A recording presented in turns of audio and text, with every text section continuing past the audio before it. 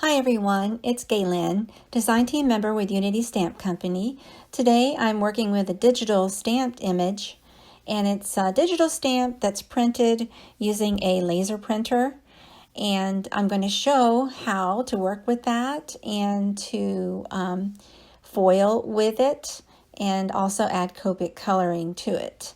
So here's my flower stamp, and also I'm using a sentiment. So the flower is from In This Together. It's a digital image, and I am using, along with that, a stamp in rubber stamps called Sentiments for Graduation. So I'm pairing rubber stamps along with digital stamps.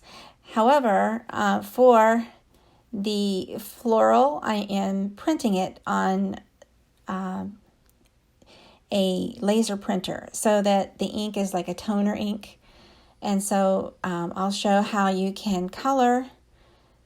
And I like to color first. You can color after, but I like to color first, especially if I'm going to foil, just so that I don't ruin any of the foiling.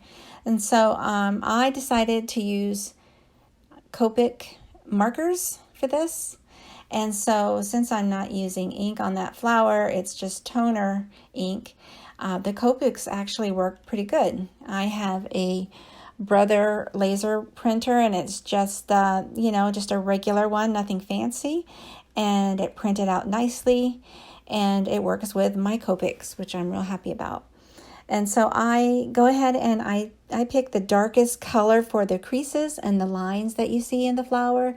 Usually it's in the center of the petals. And so there I add the darkest two tones, and then I come in with a third pink tone to just blend out those three colors together there. But I don't cover the whole petal. I'm just going about 3/4 of the way up with the pink. And I just do that for every petal. And in this case, I went around and did each color all the way around, and then I'd go to the next color all the way around. And so I started, in this case, from darkest to lightest. And now for those petal tips, I'm using yellow. I love the color of the variegated pink and yellow flowers, so I try to mimic that here. And I add a light shade of yellow first, and then I come in with a darker shade just to meet up with that pink shade a little bit. And I do the same thing for the leaves. It's just that I chose 2 colors of green for the leaves. So I outline mostly with the darker color of green, and then I come in with that lime green color, which is lighter, and to blend out those 2 colors for the leaves. And it looks real pretty in person. It looks prettier in person than it does there in the video. But so now to sandwich it between parchment paper, I put the digi-stamp image face up with the foil on top face up. And I used a carrier sheet, and I'm sliding that through my preheated laminator with the foil, with the folded side crease going in first.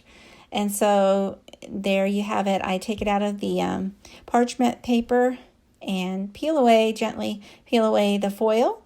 And so you can see there, the foil came off.